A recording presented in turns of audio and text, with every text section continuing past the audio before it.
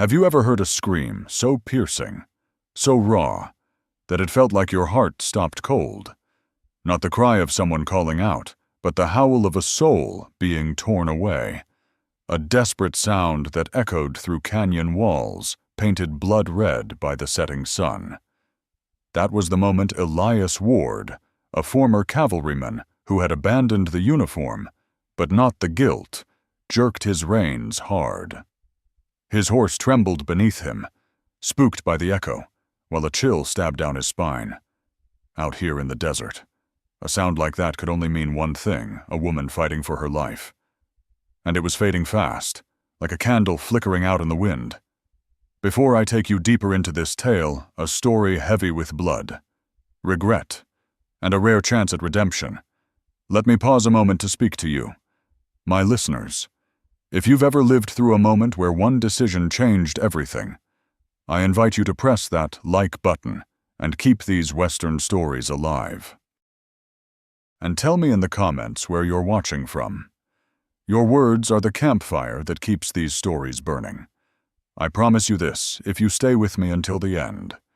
You'll see that some screams don't just demand pity.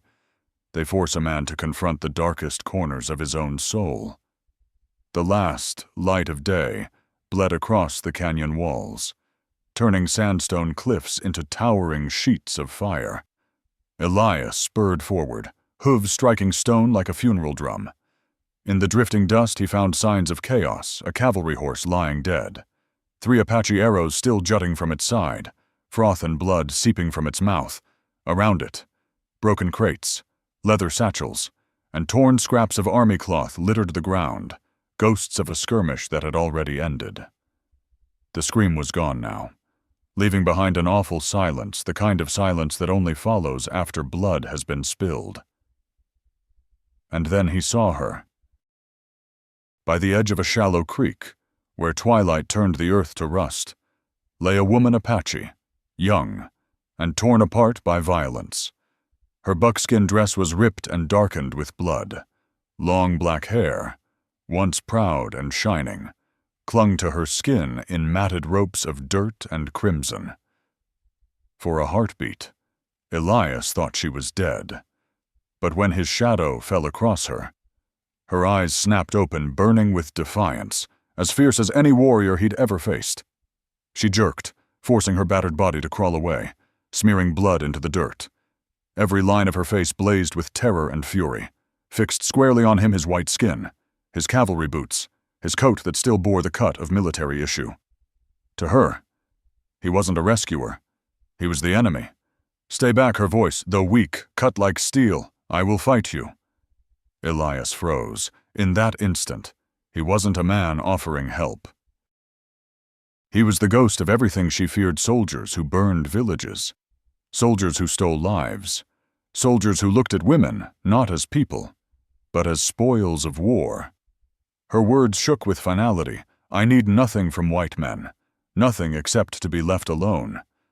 But Elias saw something else. Beneath the blood and the dust, he saw proud cheekbones, a will unbroken, and a fragile thread of life clinging on. He saw himself reflected in her eyes all the nights he'd spent haunted by the weight of orders he should never have obeyed. He knew that if he walked away now, he'd be carrying a new sin, one he would never escape. Slowly, he lifted his empty hands. "I won't hurt you. I'm not a soldier anymore. My name is Elias Ward, and if I leave you here, you'll die." Her chest heaved, shoulders quaking with pain and blood loss. She tried to answer, but only managed a whisper, "Then I die free." The words stabbed through him. Freedom wasn't that what he'd been told they were fighting for all those years in the uniform. Yet here she was, choosing death over the kind of freedom his people had brought. The bitter truth of it made his chest tighten until he could hardly breathe. He took one step forward, slow and careful, as if approaching a wild animal cornered and ready to lash out. "What's your name?" She glared at him, fire still burning despite her weakness. Her eyes searched every line of his face, every breath he drew, testing him for the slightest hint of deception. finally. As night folded into the canyon and her strength ebbed close to nothing, she whispered Nayeli. The name floated into the dark like a secret prayer, fragile, proud, defiant, in her tongue. It meant I love you. But in that moment, love was a world away. What stood between them was blood, suspicion, and a fear so cold it froze Elias Ward where he stood. And he knew, with a clarity that rattled his bones, that the choice he made in that breathless moment would not only shape Nayeli's fate, it would decide the rest of his own life. Nayeli sat trembling, sweat and blood mingling across her pale face. Her dark eyes never left Elias Ward, sharp as blades at his throat. There was no trust in them, only caution and the kind of hatred forged over years of loss. The canyon was sinking into shadow, the wind moaning through the stone like whispers of the dead. In that haunted silence, every move Elias made was measured as though it might be evidence of guilt. He still stood with empty hands raised, trying to prove he meant no harm. But in Nayeli's eyes, those dusty cavalry boots, that worn army coat, and the rigid bearing in his shoulders marked him for what he was, a white man. And to her, white man meant fire, blood, and wounds that never healed. "What do you want from me?" Her voice was faint, but edged like steel, carrying the strength of someone willing to die before bowing. Elias drew a long breath. "I want to keep you alive." It sounded simple, yet to Nayeli it was no gift. Survival under the hand of a white man, especially a former soldier, felt like cutting away her dignity, piece by piece. Death, at least, would leave her pride intact. But the blood soaking her dress, the gasping breath, the fading strength of her body betrayed her words. Elias stepped closer, careful not to crowd her. "My camp is 1 mile upstream. I've got bandages, medicine. If we stay here, you'll bleed out before the moon climbs high." Nayeli let out a bitter laugh that cracked like dry wood. "So you can carry me like some prize." He shook his head. "No. I could carry you, but I won't if you don't allow it. I'll help you walk, and only if you choose." The canyon seemed to pause. Suspicion flickered in her eyes. All her life she had seen white soldiers demand, take, command. Yet this man spoke of permission. Could it be real? Or was it just another snare? Bait to lure her into helplessness. She braced against the dirt, forcing herself upright. Pain stabbed through her like knives, but she refused to collapse. When Elias reached forward instinctively, her glare froze him in place. "I walk," she rasped. "On my own legs, or we go nowhere." He stopped immediately. He understood. In her state, she had only one weapon left her right to choose. If he stripped that away, every word he'd spoken would crumble to ash. "Then walk," he said evenly. "I'll be beside you. Lean on me only when you decide. No more." Her eyes narrowed, as though weighing the truth of him. The suspicion didn't vanish, but the iron in his tone carried something she hadn't expected: respect. With a heavy breath, she gave the smallest nod. The mile back to camp stretched into an eternity. Each step was a battle, each pause a reminder of how close death lingered. Whenever Nayeli stumbled, Elias offered his arm but never touched without her signal. They moved like uneasy allies bound by necessity, enemies forced to depend on one another. The wind carried the smell of dust and blood. The fire of sunset had gone, leaving only a sliver of young moon above the cliffs. In that pale light, the sight of them, one broken Apache woman, one weary ex-cavalryman, looked less like rescue and more like two ghosts trudging through the night. Nayeli watched him carefully as they went. His steps were steady, but never hurried. Each time she halted to breathe, he halted too, silent, patient. She had never seen a white man wait without complaint. Yet patience could be a mask, could be another trick. The coal of suspicion burned steady inside her chest. At last, a flicker of firelight showed through the brush ahead. Elias pointed. "That's my camp. Water, bandages, you'll make it. You'll... Nayeli's lips pressed tight. Surviving in a white man's camp is walking a knife's edge. You say you'll do me no harm. But what happens when the dark hides us? Elias stopped, meeting her eyes head on. If I meant you harm, I would have done it already. I won't take your dignity from you. I just want to keep blood in your veins. After that, if you want to leave, I won't hold you. The words didn't erase suspicion, but they left her no argument. She moved forward, silent, allowing him at her side, inside her chest. Fear still coiled tight, and suspicion stood guard like a fortress wall. Yet for the first time, a tiny crack showed in that wall. Small, fragile, almost invisible, but a crack nonetheless. And because of it, in that night of blood and dust, Nayeli chose to keep walking beside Elias Ward. The campfire crackled, throwing yellow light against the canyon walls and painting the tired lines of Elias Ward's face. His campsite was small and plain, a hide spread on the ground, a few saddlebags, a pot of water hissing over the flames. No comrades, no laughter of a barracks, only the silence of a man who had chosen to live alone at the edge of the frontier. Nayeli sat on a flat stone near the fire, her dark eyes still lit with suspicion, though her breathing had steadied. Pain from the wound in her shoulder tightened her features, but she held herself straight, chin lifted high, refusing to look like a beaten captive. Elias sat opposite her and opened an old wooden case, the field kit he had once carried in uniform. The contents were worn and weathered yellowed bandages, a half-empty bottle of whiskey, coarse needle and thread, relics of a past he had tried to leave, yet could never fully escape. "You need me to clean the wound," Elias said quietly. His voice wasn't a command, it was closer to asking permission. Nayeli's gaze flicked to the kit, then back to his hands that had once pulled triggers, hands that had carried death. Now they would touch her, not to take, but to save. "You were a soldier," she said, her voice hard as stone. "I can see it in the way you move." Elias hesitated, then nodded. "Yes, I wore the blue coat once. Then why are you alone now? Where are your brothers in arms?" The firelight caught his eyes, revealing weariness he couldn't hide. "Because of things I did, things I couldn't carry anymore. I left the army, but the memories came with me. They follow me into sleep, wake me in the night. That's the cost of blind obedience." Nayeli watched him carefully. She had heard many white soldiers excuse themselves, claiming they only followed orders. But this man wasn't excusing. He was confessing. In his words, she heard no pride, only the weight of regret. For the first time, she sensed something different. Sorrow that felt real.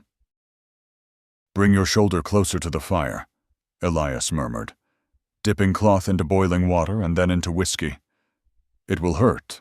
I promise to touch only the wound. Nothing more."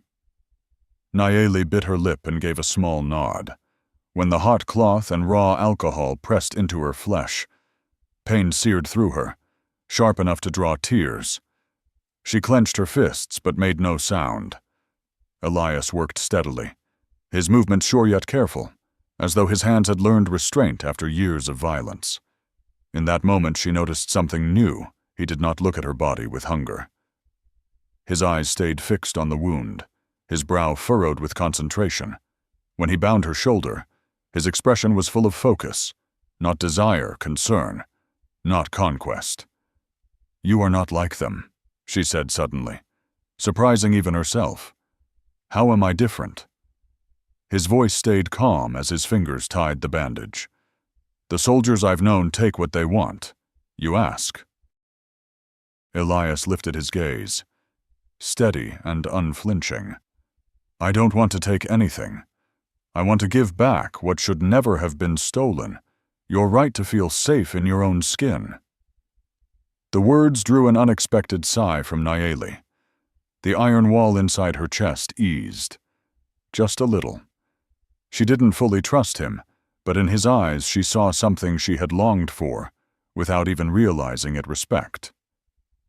He placed an old blanket nearby, not forcing, just offering. After a moment's hesitation, she accepted it. Warmth seeped through her trembling frame. Elias turned to feed the fire, sparks popping, the glow driving away the desert night's chill. Nayeli leaned back against the stone, still watchful but less rigid. Suspicion lingered, but the edges of it had softened. This man carried a bloody past, but he did not hide it, did not make excuses. He admitted his guilt like a scar that could not be erased. And that was why, for the first time, she allowed herself the smallest thought perhaps he could be trusted. Dawn broke with a chill, still clinging to the desert air. The canyon walls washed in pale bronze light. Elias Ward rose early to stoke the fire, while Nayeli sat stiff-backed, her shoulder still aching, but her eyes less shadowed after a restless night's sleep. They hadn't exchanged many words when the ground began to tremble under hoofbeats. It wasn't the sound of a lone rider. This was the heavy rhythm of many horses disciplined, deliberate, purposeful. Elias tightened his grip on his rifle strap, gaze fixed on the trail. Out of the gray morning mist, 6 cavalry troopers emerged, their formation cutting straight toward the camp with brazen confidence. At the front rode a tall corporal with cruel eyes and a smirk that never reached them. He reined in at the fire, tipping his hat with mock civility. "Corporal Harlan Pike, 7th Cavalry," he drawled. "Looks like you've been keeping something that belongs to us." His gaze landed on Nayeli, raw and hungry. She stiffened, hand closing around the knife at her belt. Elias stepped forward, voice calm but edged with steel. "She isn't a thing. She's under my protection." The men behind Pike barked a coarse laugh. Pike sneered. "Protection? Who do you think you are out here? The law rides with us, and that girl's wanted for assaulting federal soldiers and stealing army property. I've got authority in my pocket. All you need to do is stand aside." Elias didn't move. What authority covers dragging women into the dark, shooting at them as they flee? If that's duty, then your honor's long dead. The air thickened. Dust swirled in the wind, the chill sharper than steel.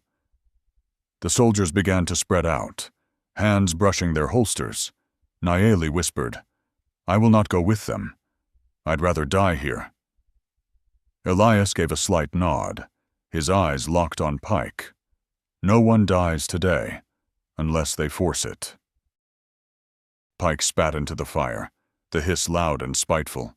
"Enough. Hand her over, or we'll take her."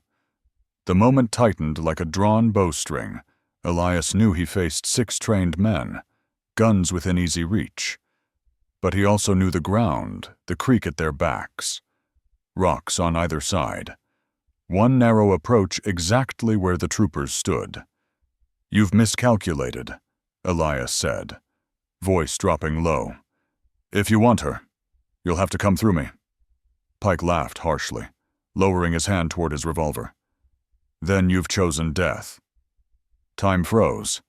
Elias saw the flicker of metal and acted before Pike cleared leather. The rifle cracked like thunder, the shot slamming into Pike's shoulder and spinning him from the saddle. His scream ripped through the canyon, his horse bolting in panic. The others scrambled for cover, but the open ground betrayed them. Elias and Nayeli had rock and creek bank for protection. The troopers had nothing but dust. "Nayeli," Elias shouted, tossing her his spare pistol. She caught it cleanly, no hesitation, and fired. One soldier went down hard, bullet in his leg. The ferocity in her eyes made the others falter, stunned that a wounded woman could strike back with such fury. Gunfire roared, smoke rolling through the camp. Elias worked the lever of his rifle, every shot deliberate, not to kill them all, but to break their will. A bullet clipped the hat off one man's head, sending him diving for cover, pale with fear. From behind a boulder, Pike groaned, his voice still dripping with rage. "This ain't over. We'll be back with a full squad." "You won't escape." Elias kept his rifle trained, voice steady despite the pounding in his chest. "Bring whoever you want. The truth doesn't change." At last. After 20 long minutes of gunfire and curses, the troopers retreated, dragging Pike and their wounded with them. They left behind the acrid stench of powder, spent shells scattered in the dust. Silence crept back, humming like a bowstring still quivering after the arrow's flight. Nayeli lowered the pistol slowly, her hand trembling not from weakness, but from the fire of battle still coursing through her veins. Her eyes turned to Elias, no longer only full of anger, but touched with wonder. "You fired on your own kind," she whispered. Elias wiped the sweat from his brow, reloading with steady hands. "My kind doesn't prey on women. Those men wore the uniform, but they weren't soldiers. I gave my word I'd protect you, and that vow weighs heavier than any order." Something softened in Nayeli's gaze, amid the smoke and echoes of gunfire. For the first time, she began to see that perhaps Elias Ward's promises were more than empty words. The smoke of gunpowder lingered in the canyon air, acrid and heavy. Spent shells littered the dirt. Black streaks marked the rocks where bullets had struck. Elias Ward checked his rifle, loading fresh rounds with hands that still trembled faintly from the adrenaline. Across the fire. Nayeli still gripped the pistol as if it were her last breath. Her eyes, dark and fierce, never left him. But now, alongside the astonishment, another shadow had crept in suspicion. Her voice rasped. "You shot your own kind. For me. But then what? What do you expect in return?" Elias lifted his gaze, meeting the sharp edge of hers. "I expect nothing except the truth that you're still alive." Nayeli's fingers tightened on the pistol. "Don't lie. White men always want something. They give with one hand so they can take more with the other. You saved me today, and tomorrow you'll demand payment. I know how that story ends." Her words cut like a knife into the fragile silence. Slowly. Elias laid his rifle down on the ground. Careful. Deliberate. Every movement meant to ease her tension. He lowered himself onto a stone by the fire, eyes fixed on the flames. "You think I see you as a prize, something to claim because I bled for you?" She didn't answer, but her silence spoke louder than words. Her body was coiled tight, lips pressed into a hard line, the set of a bow ready to release. Elias shook his head, his voice dropping low. Stripped of bravado, "I've already taken too much. Lives. Peace. The dignity of people who never raised a hand against me. I walked away from the army because I couldn't stand the man I'd become. And if I tried to take you now, everything I've fought to leave behind would come crawling back." The fire cracked, throwing light across his face, etching the weariness deep. Nayeli faltered inside. Part of her wanted to believe, but memory was stronger memories of 3 winters past, when a trapper came to her village with promises of forever. He left when spring thawed, leaving her broken and disgraced, her child buried in frozen earth. "Do you think a man's promise has value?" she said bitterly, her laugh hollow. "Promises don't feed a starving baby. Promises don't keep a woman from being abandoned." Elias's chest ached at her words. He lifted his head, not to defend himself but to share her pain. "I don't want a fleeting promise. I want a life, not a night, not a season the rest of my days. I want to wake every morning knowing you're safe. I want to build something lasting, not possession. Partnership." Nayeli shivered. His voice wasn't sweet, wasn't spun with honey. It was rough, gravelly, like stone grinding against stone. And perhaps that was more dangerous, because truth has a way of piercing armor faster than lies. She slowly lowered the pistol, though her finger still rested on the trigger. "You say this now, when blood is still hot from battle. But what about tomorrow? Next week when I'm no longer someone who needs your protection, Will you still look at me like this?" Elias swallowed hard, then answered with quiet conviction. "If I ever stop seeing you as a partner and start seeing you as property, then I won't deserve to draw another breath." Her silence stretched long. The fire flickered in her eyes, softening the edges but not extinguishing the doubt. For the first time, though, the absolute steel in her gaze cracked, leaving the faintest gap a gap wide enough for the wind of possibility to slip through. Night settled deep around them. They sat across from one another, the firelight bridging the distance. Neither had dropped their guard completely, but the air had shifted.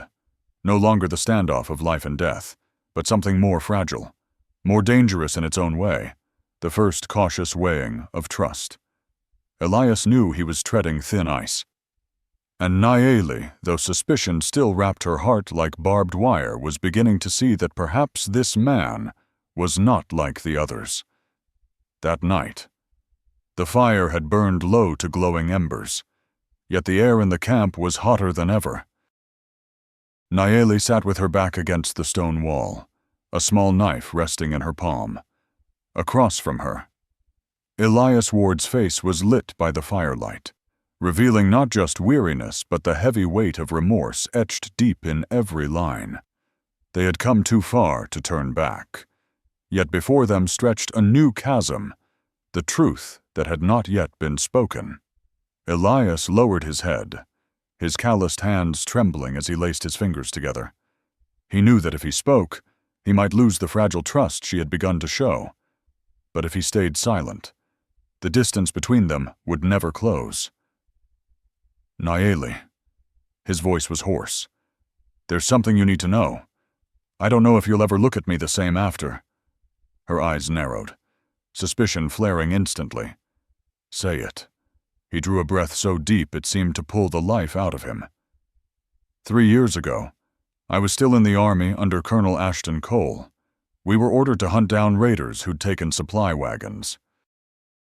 We tracked them to a winter camp in the Dragoon Mountains, Cañón de los Embudos. The name hit her like a rifle shot. The knife slipped from her fingers and clattered to the ground, but her eyes blazed with fire.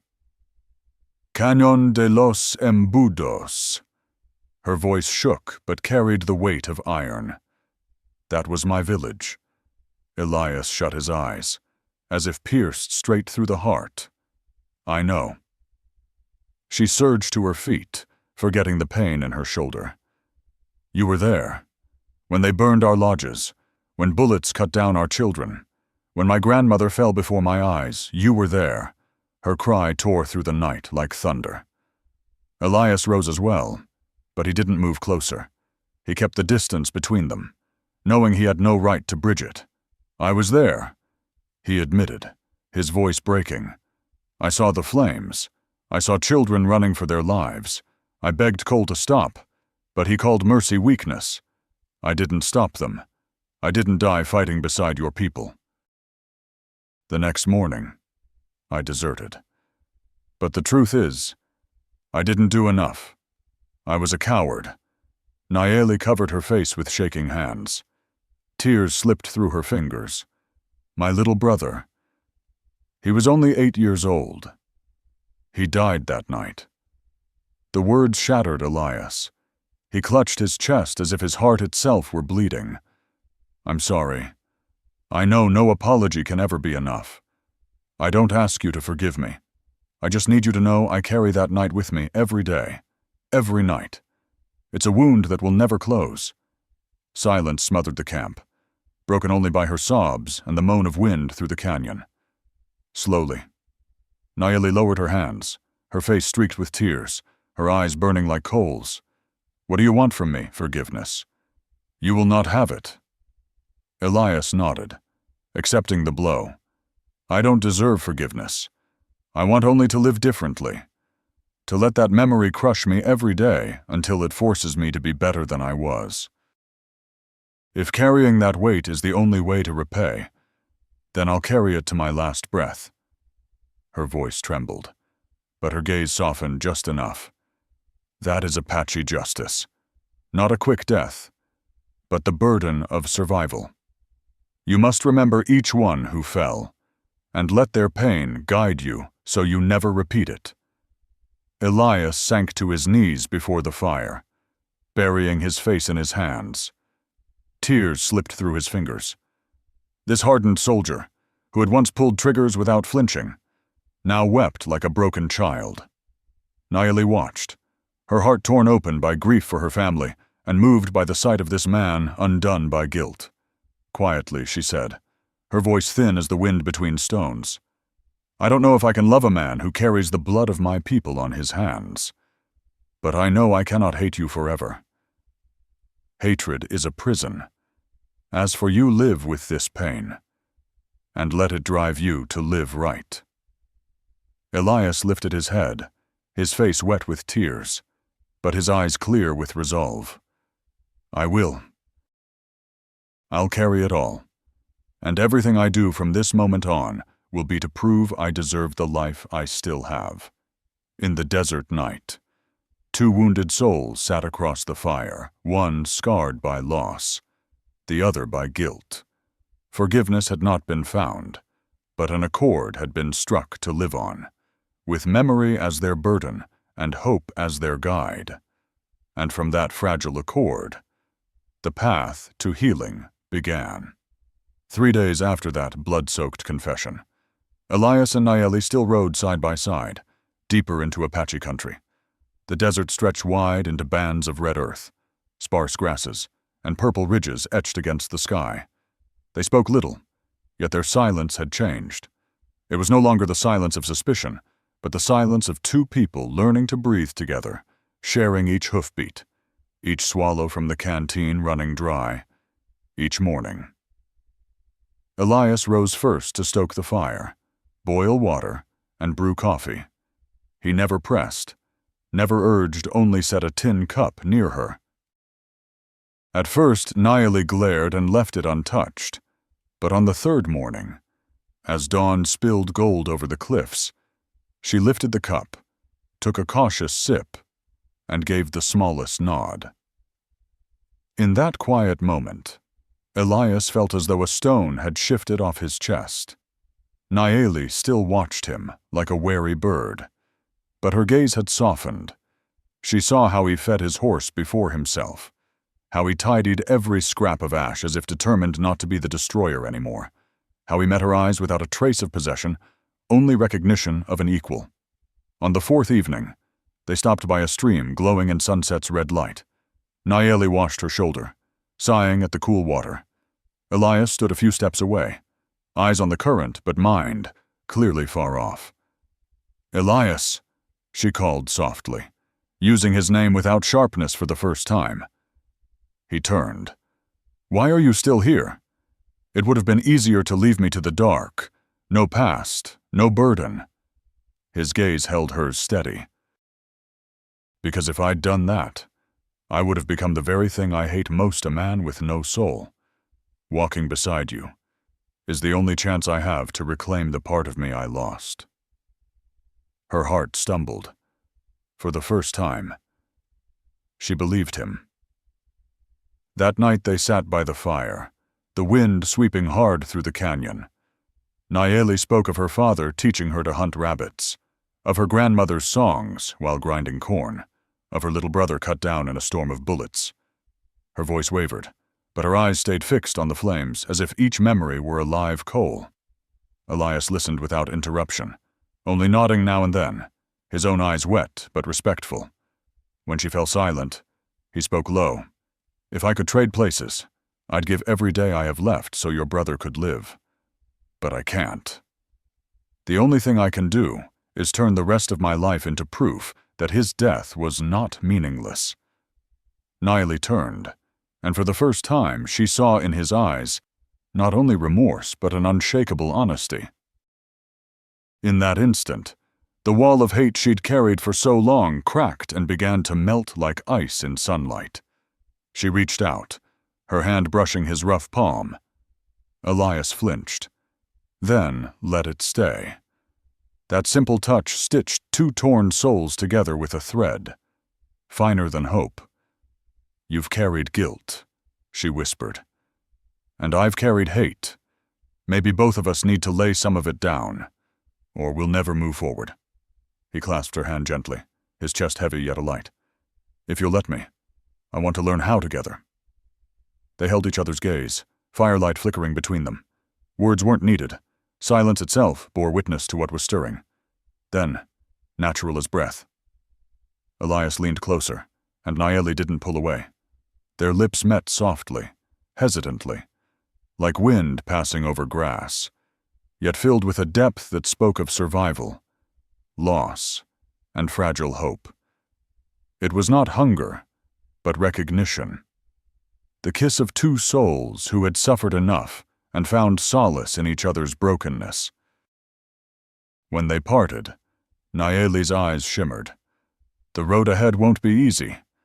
The world will rise against us." Elias allowed himself a rare smile. "Then we'll rise against the world, so long as you walk it with me." In the deep desert night, two once sworn enemies sat shoulder to shoulder, fingers entwined, hearts finding the same rhythm, in the heart of Apache land. They had discovered something bullets could not destroy: empathy and trust, fragile yet strong enough to build a new life. That morning, sunlight poured into the canyon like molten gold, casting long shadows across the rugged trail. Elias Ward and Nayeli rode side by side, their silence no longer heavy with doubt, but alive with a quiet resolve. They had endured suspicion, battle, and the bitter weight of confession. What remained was a choice to continue as two wounded souls bound only by pain, or to lay down part of that burden and begin to build a life together. Elias knew the cost. White society would brand him a traitor, a former cavalryman who had turned his rifle on his own comrades for the sake of an Apache woman. They would curse his name, call him the man who betrayed his brothers in arms. But when he looked at Nayeli, riding in the morning light, her shadow stretched across the red earth, he knew the price was one he would gladly pay: reputation, rank, the hollow honor of a uniform. None of it mattered compared to the fragile hope in her touch. Nayeli, too, wrestled with the weight of her people's judgment. The Apache might see her as compromised, a woman who chose to stand beside a man once clad in blue. But her heart had found something rare: honesty. Hatred had carried her through winters of grief, yet she knew it could not sustain her forever. Love, fragile and daring, was the only force strong enough to keep life moving forward. She chose it, not to erase the past, but to prove that from ashes, a new beginning could grow. That evening, they reached a small green valley. A narrow stream wound through tall grass, and deer grazed without fear. Elias unsaddled his horse and pitched a rough shelter from worn hides. He studied the land with a tired but hopeful smile. If ever there was a place to start again. He said, "This is it." Nayeli stepped closer, her feet pressing into the soft earth. "You're not afraid. If the soldiers find us, this place won't hide us for long." Elias's voice was calm, steady as stone. "Let them come. Let them curse my name. So long as I stand beside you, I have everything I need." She held his gaze for a long moment, then nodded. The fire they built that night was their first fire as partners, not fugitives, over roasted meat and drifting smoke. Two former enemies smiled quietly at one another. As night fell, the stars stretched endless overhead. Elias leaned against a rock, and Nayeli rested her head on his shoulder. In that peace, they understood something profound. Happiness does not fall like rain. It is carved by courage and sacrifice. Elias had given up the safety of his world. Nayeli had risked the certainty of hers. In return, they discovered a fragile but radiant kind of happiness, the kind two people can forge together. Elias whispered, his voice rough as the desert wind. "If tomorrow they call me a traitor, I'll nod. Better to betray men who commit evil than betray the one woman who makes me want to live as a good man." Nayeli lifted her eyes to his, her hand finding his. "And if they say I've abandoned my past, I'll nod too. I haven't abandoned it. I've chosen to plant it as the root of a new future." Their hands tightened, starlight glinting between their fingers. No vows were spoken, yet their decision was clear. In the quiet desert night, they became not just companions, but builders of a fragile new world. Now, dear listeners, especially those of you who've lived long enough to know the price of love and regret, doesn't this story stir something in your heart? Elias Ward, a former soldier, willing to surrender honor and name for the sake of a woman once marked as his enemy. Nayeli, an Apache daughter, choosing love over the endless chains of hatred. This is not just their story. It's a reminder for all of us.